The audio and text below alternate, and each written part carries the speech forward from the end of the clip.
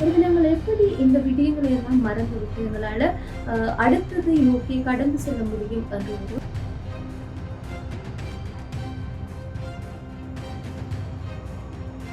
எனவே நாங்கள் செம்பனி மண்ணை மறந்துவிட்டிருக்கின்றோம். அந்த மண் மீண்டும் ஞாபகப்படுத்துகிறது. தனக்கான நீதி கிடைக்க வேண்டும் என்று சொல்லி எத்தனிக்கிறது.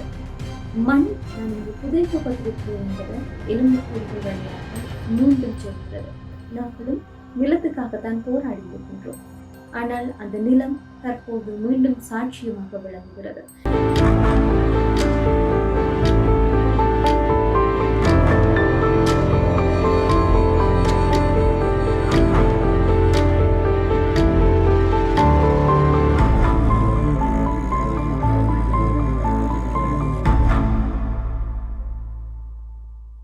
வணக்கம். மற்றொரு காணொலியில் இணைந்து கொள்வதில் மகிழ்ச்சி. இன்றைய தினம் பல விடயங்கள் தொடர்பாக பேச போகின்றோம். குறிப்பாக செம்மணி விடயம் தொடர்புல அதிகளவான செய்திகள் நாளுக்கு நாள் அதிகரித்து வருகிறது.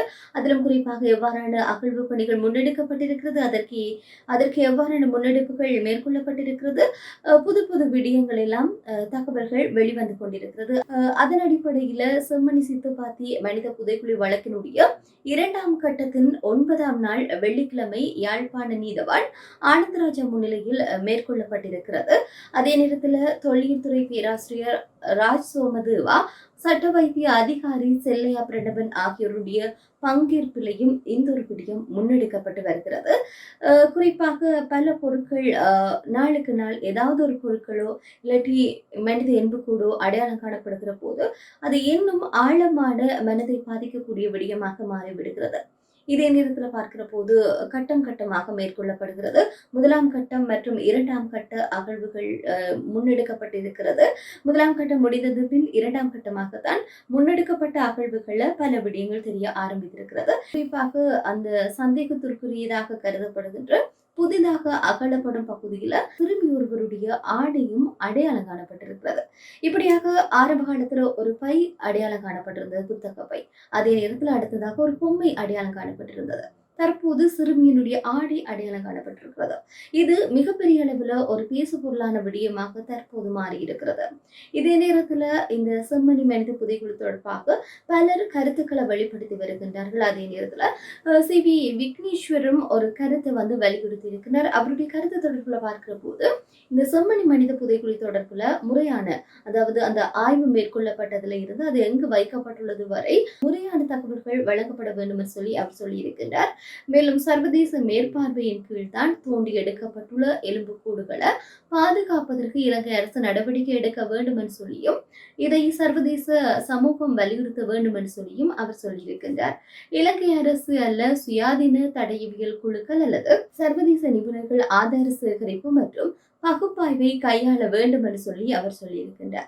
2021ஆம் ஆண்டுல உங்களுக்கு தெரியும் 46 கீழ் ஒன்றின்படி ஐநா தீர்மானம் நிறைவேற்றப்பட்டிருக்கிறது. அதாவது இலங்கையில நடந்ததாக கூறப்படுகின்ற மனித உரிமை மீறல்கள் மற்றும் குற்றங்கள் தொடர்பான தகவல்களையும் ஆதாரங்களையும் சேகரித்து ஒருங்கிணைத்து பகுப்பாய்வு செய்யும் பாதுகாக்கும் அதிகாரம் சர்வதேச சமூகத்திற்கு இருக்கிறது.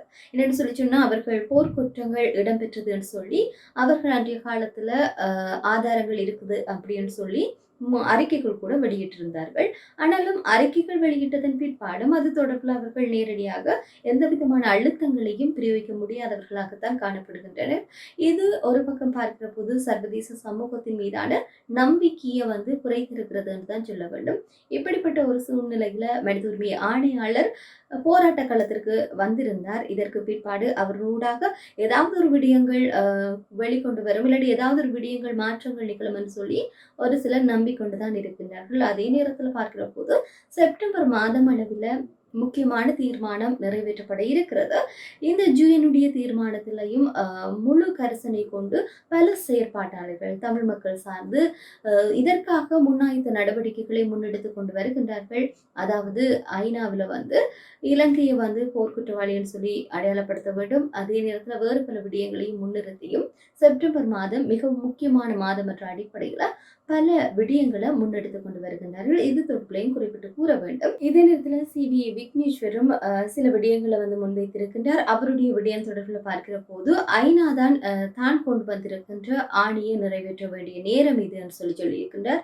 1998ஆம் ஆண்டு ராஜபக்ஷவினால் சாட்சியம் அளித்து பல செய்தி நிறுவனங்கள் மற்றும் மனித உரிமைகள் அரசு சாரா நிறுவனங்களினால் வெளியிட்டதில இருந்து செம்மணி ஒரு பெரிய புதைகுழி இருப்பதை உலகம் அறிந்திருக்கிறது. ஆனாலும் இப்போதுதான் அது தோண்டப்படுகிறது. இப்படிப்பட்ட நிலையில இப்போதும் கூட சான்றுகள் அளிக்கப்படும் அபாயம் இருக்கிறது என்று சொல்லியிருக்கின்றார்.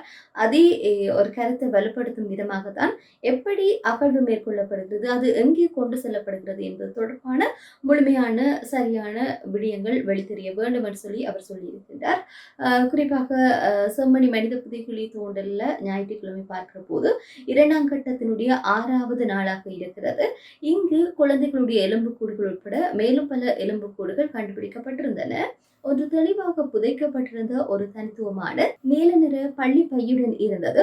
இது யுனிசெஃப் விநியோகித்த வகையானது மற்றும் ஒரு பொம்மை இருந்ததுன்னு அவர் தன்னுடைய கருத்துல வந்து பதிவு செய்திருக்கின்றார். இதன்படி பார்க்கிற போது அனைத்து மனித எச்சங்களும் எடுக்கப்பட்டு அரசு நீதித்துறை மருத்துவ அதிகாரியின் பாதுகாப்பில் வைக்கப்பட்டிருக்கிறது. இதன் காரணமாக அந்த மனித உரிமைகள் ஆர்வலர்கள் சாட்சியங்களை சிதைத்து இந்த விடயம் தொடர்பில் இந்த எலும்புக்கூடுகளை அளிக்கப்படுவதற்கான சாத்தியக்கூறுகள் இருக்கு. எனவே இந்த ஒரு விடயத்துல சர்வதேச சமூகம் முன்னின்று செயற்பட வேண்டும் என்று சொல்லித்தான் அவர் வந்து தெரிவித்திருக்கின்றார். இதுவும் ஒரு விதத்தில் அவருடைய கூறிய கருத்தும் மிக முக்கியமான ஒரு விடயமாக பார்க்கப்படுகிறது. எனவே அகழ்வாராய்ச்சியில இருந்து ஆய்வகம் வரை எச்சங்கள் யார் கையாண்டார்கள் என்பதற்கான தெளிவான ஆவணங்கள் அவசியம் என்பதுதான் அவருடைய கருத்தாக அமைய பெற்றிருக்கிறது. இதில் மனோ கணேசன் கூறிய ஒரு விடயமும் மிக முக்கியமான விடயமாக இன்றைய நாள்ல பார்க்கப்பட்டது. அவர் என்ன சொல்றாருன்னு சொன்னா, இந்த யுத்தத்தை நடத்துவதற்கு மிக முக்கியமான காரணகர்த்தாக்களாக இருந்தவர்கள் ஜேவிபியினர். அதாவது ஜேவிபி என்றால் தெரியும், தேசிய மக்கள் சக்தி அனுர அரசாங்கத்தின் கட்சியை தான் அவ்வாறு சொன்னார்கள் ஆரம்ப காலத்துல. எனவே ஜேவிபி தான் இதற்கு மிக முக்கியமான ஒரு காரணமாக இருந்ததுன்னு மனோ கணேசன் எம்பி வந்து தெரிவித்திருக்கின்றார். அவர் என்ன சொல்றாருன்னு சொன்னா, யுத்தத்தை நடத்துவதற்கு மஹிந்த ராஜபக்சவிற்கு உதவியவர்கள் ஜேவிபியினர். அதே நேரத்துல இந்த யுத்தத்திற்கு இளைஞர்களை சிங்கள கிராமங்களாக சென்று சேர்த்து கொண்டதும் இதே ஜேவிபி தான் சொல்லித்தான் அவர் சொல்லியிருக்கின்றார். ஒரு தனியார் நிகழ்ச்சி ஒன்றுல கருத்துரைக்கின்ற போதுதான் அவர் இந்த விடயத்தை சொல்லியிருக்கிறார். அவரும் செம்மணி மனித புதைக்குழி தொடர்பான விடயத்தினூடாகத்தான் இவ்வாறான விடயங்களை சொல்லியிருக்கின்றார். அதாவது செம்மணி என்பது அபலக்குரலினுடைய அடையாளம். அரச பயங்கரவாதத்தினாலேயே செம்மணி போன்ற ஒரு துயர சம்பவம் நிகழ்ந்திருக்கிறது. முன்னதாக உள்நாட்டில் இடம்பெற்ற யுத்தத்தின் அடிப்படை காரணமே அதிகார பகிர்வு என குறிப்பிட்டிருக்கின்றார் மனோ கணேசன். இந்த விடயத்தை அமைச்சர் சந்திரசேகர் ஜனாதிபதி ஆண்ட்ரோவிற்கும் டில்வின் சில்வாவிற்கும் எடுத்துச் சொல்ல வேண்டும் என்று சொல்லியிருக்கின்றார். மேலும் அவர் இன்னும் ஒரு மிக முக்கியமான விடயத்தை நான் முன்னரே சொன்னது போன்று, இந்த யுத்தத்தை நடத்துவதற்கு மஹிந்த ராஜபக்சவிற்கு உதவியவர்கள் மக்கள் விடுதலை முன்னணியர் என்றும் அந்த சிங்கள கிராமங்கள்ல எப்படி சிங்களவர்களை ஒன்று திரட்டி அவர்களை யுத்தத்திற்கு அதாவது யுத்தம் மேற்கொள்ள முழுவதுமாக அவர்களை ஒன்று திரட்டியதே இந்த ஜேவிபி தான் என்று சொல்லித்தான் அவருடைய கருத்து அமைய பெற்றிருக்கிறது. உண்மையிலே ஜேவிபி அல்லது தேசிய மக்கள் சக்தி இல்லாட்டி அனுர அரசாங்கம், அந்த அரசாங்கத்தின் கீழே இருக்கக்கூடிய எம்பிக்கள் எல்லாம் குறிப்பிட்டு சொல்ல வேண்டும் என்று சொன்னா ராஜாங்க அமைச்சரான சந்திரசேகர் ஒரு முக்கியமான விடயத்தை அண்மையில் சொல்லியிருந்தார். அதாவது தங்களுக்கும் இந்த போர்க்காலத்துல நடைபெற்ற இல்லாட்டி யுத்த குற்றங்களுக்கோ இல்லாட்டி அவர் யுத்த குற்றங்களை நேரடியாக சொல்லல, ஆனாலும் அந்த யுத்த காலங்களிலோ நேரடியாக தொடர்பு இல்லைன்னு சொல்லியிருக்கின்றார். அதே நேரத்தில் அவர் ஏன் தொடர்பு இல்லைன்னு சொல்றாருன்னா, தாங்கள் அந்த காலத்துல ஆட்சியை வந்து பொறுப்பேற்றுக் கொள்ளவில்லை, எந்த ஒரு உறுப்பினர் பாராளுமன்ற உறுப்பினர் பதவியும் தங்களுக்கு இல்லைன்னு சொல்லியிருக்கின்றார்.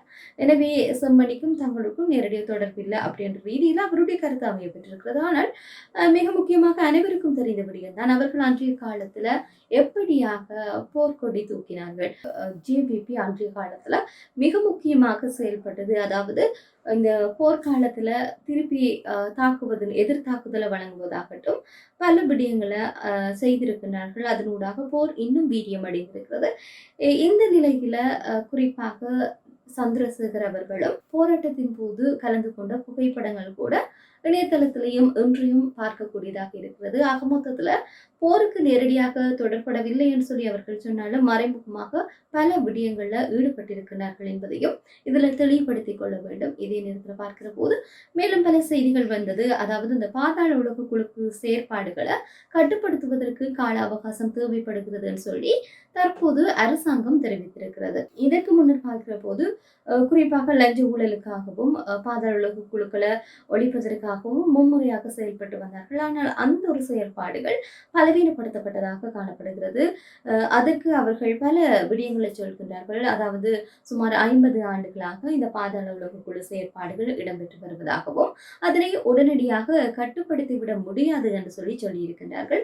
இதை சொன்னவரை பார்க்கிற போது வீடமைப்பு பிரதி அமைச்சரான DP சரத் தான் இவ்வாறு தெரிவித்திருக்கின்றார். அதாவது அவருடைய கருத்து தொடர்பில் பார்க்கிற போது இந்த பாதாள உலக குழுவினுடைய செயற்பாடுகளை கட்டுப்படுத்த வேண்டும் என மக்கள் கடந்த 2024ஆம் ஆண்டு தீர்மானித்தனர். தேசிய மக்கள் சக்திக்கு வாக்களித்ததன் மூலம் இந்த தீர்மானத்தை மக்கள் எடுத்துரைத்திருந்தனர். துபாயில் இருந்து பாதாள உலக குழு செயற்பாடுகள் இடம்பெறும் அளவிற்கு தற்போது பாதாள உலக குழு செயற்பாடுகள் விஸ்தரிக்கப்பட்டுள்ளது என்று சொல்லி அவர் சுட்டிக்காட்டியிருந்தார். நிச்சயமாக இந்த பாதாள உலக குழு செயற்பாடுகளை கட்டுப்படுத்தப்பட வேண்டும் எனவும் அதற்கு கால அவகாசம் தேவைப்படுவதாகவும் அவர் குறிப்பிட்டிருக்கின்றார். எனவே இந்த பாதாள உலக குழுக்கள் தொடர்பான செயற்பாடுகளை கடந்த காலங்களில் பார்க்கிற போதும் அவர்களுடைய குற்ற செயல்கள் அதிகமாக இருந்திருக்கிறது. குறிப்பிட்ட செய்திகள் அன்றைய நாளில் நடைபெற்ற விடயங்கள் தொடர்புல பெரிதளவில் பேசப்படும். ஆனால் இன்னும் ஒரு செய்தி வருகின்ற போது அந்த செய்திகள் பேசப்படுவது குறைந்துவிடும். இப்படியாகத்தான் சில விடயங்கள் இடம்பெற்றுக் கொண்டிருக்கிறது. எனவே அவர்களுடைய குற்ற செயல்கள் ஏதாவது ஒன்று நடக்கின்ற போதுதான் அது ஒரு குறிப்பிட்ட காலத்திற்கு தொடர்ச்சியாக பேசப்பட்டு கொண்டிருக்கும். இதனை போன்ற ஒரு நிலைதான் தற்போது இருக்கிறது. இதற்கு சில விடயங்களை அரசாங்கமும் தன்னுடைய தரப்புல இருந்து தெரிவித்திருக்கின்றார்கள். அதாவது அவர்களை கண்டுபிடிப்பதற்கு நிறைய நாட்கள் ஆகும் என்றுதான் அவர்களுடைய கருத்தாக அமையப்பெற்றிருக்கிறது. இவ்வாறாக மிக முக்கியமாக பேசப்பட்ட செய்திகள் தொடர்பில் பார்த்திருந்தோம். குறிப்பாக செம்மணி மனித புதைக்குழு தொடர்பான விடயம் தான் மிக முக்கியமான விடயமாக பார்க்கப்படுகிறது. குடும்பமாக பச்சிலம் குழந்தையிலிருந்து பல்வேறுபட்ட மக்கள், அப்பாவி பொதுமக்கள் கொல்லப்பட்டு இவ்வாறாக மண்ணுக்குள் புதைக்கப்பட்டிருக்கிறார். இந்த ஒரு விடயம் ஒவ்வொரு தமிழ் மக்கள் தொடர்பிலையும் மனதில் ஒரு கவலையை ஏற்படுத்தக்கூடிய விடயம். ஆனாலும் இது தொடர்புல பேசுவதோ இல்லாட்டி இது தொடர்புல கருத்துக்களை வெளிப்படுத்துவதோ இல்லாட்டி இது தொடர்புல அழுத்தங்களை கொடுப்பதோ என்பது மிக குறைவாகத்தான் காணப்படுகிறது. குறிப்பாக கால மாற்றங்களினூடாக நாங்கள் நிறைய விடயங்களை மறந்து கொண்டே போறோம் என்றுதான் சொல்ல வேண்டும். எனவே ஏதாவது ஒரு பிரச்சனைகள் நடக்கிற போது அதற்கு எதிராக குரல் கொடுப்பதோ சர்வதேச அளவில் அழுத்தங்களை பிரயோகிப்பதோ மிக குறைவாக காணப்படுகிறது. இதுல மிக முக்கியமான ஒரு விடயத்தை சொல்ல வேண்டும். இங்கு அணையா விளக்கு போராட்டம் 3 நாட்கள் தொடர்ச்சியாக இடம்பெற்றது. அதில் பங்கு பற்றி இருக்கக்கூடிய மக்கள் ஒரு புறம் இருக்கிற போதும் இந்த புலம்பெயர்ந்த தேசத்துல இருக்கக்கூடிய மக்கள் அதற்கு எதிராக அவர்களுடைய அறிக்கைகள் பிற்பட்ட காலத்துல வெளிவந்திருக்கிறது. ஆனாலும் அதற்கு எதிராக ஏதாவது ஒரு போராட்டங்களோ புரட்சிகளோ இடம்பெறவில்லை என்பது மிக கவலைக்குரிய விடயமாக இருக்கிறது. இது காலம் கடந்து இதை பேசினால் கூட மிக முக்கியமாக இவ்வாறான விஷயங்கள் தொடர்ச்சியாக முன்னெடுக்கப்பட்டு அகழ்வுகள் மேற்கொள்ளப்படுகின்ற போது ஒவ்வொரு விடயங்கள் கண்டுபிடிக்கப்படுகின்ற போது அது மனதை உள்ளளவில் ஒரு ரணமாக்கக்கூடிய விடயமாகத்தான் இருக்கிறது. ஆரம்பத்தில் ஒரு புத்தகப்பை அடையாளம் காணப்பட்டிருந்தது. அதன் பிறகு ஒரு பொம்மை அடையாளம் காணப்பட்டிருந்தது. தற்போது ஒரு குழந்தையினுடைய ஆடை அடையாளம் காணப்பட்டிருக்கிறது. எனவே இப்படியாக சிறுவர்கள் அந்த மண்ணுக்குள்ள புதைக்கப்பட்டிருக்கிறார்கள். எனவே நாங்கள் எப்படி இந்த விடயங்களை எல்லாம் மறந்துவிட்டு எங்களால அடுத்ததை நோக்கி கடந்து செல்ல முடியும் என்ற ஒரு கேள்வியும் இல்லாட்டி ஒரு எங்களை நாங்களே கேள்விக்குட்படுத்தக்கூடிய ஒரு விடயமாக இருக்கிறது. எனவே நாங்கள் செம்மணி மண்ணை மறந்து விட்டிருக்கின்றோம். அந்த மண் மீண்டும் ஞாபகப்படுத்துகிறது. தனக்கான நீதி கிடைக்க வேண்டும் என்று சொல்லி எத்தனிக்கிறது. மண் கீழே இருந்து எதிர் விசையை பிரயோகித்து மேலே தன்னுடைய ஆதார சாட்சியாக நான் இங்கே புதைக்கப்பட்டிருக்கிறேன் என்பதை எலும்புக்கூடுகள் வழியாக மீண்டும் சொல்கிறது.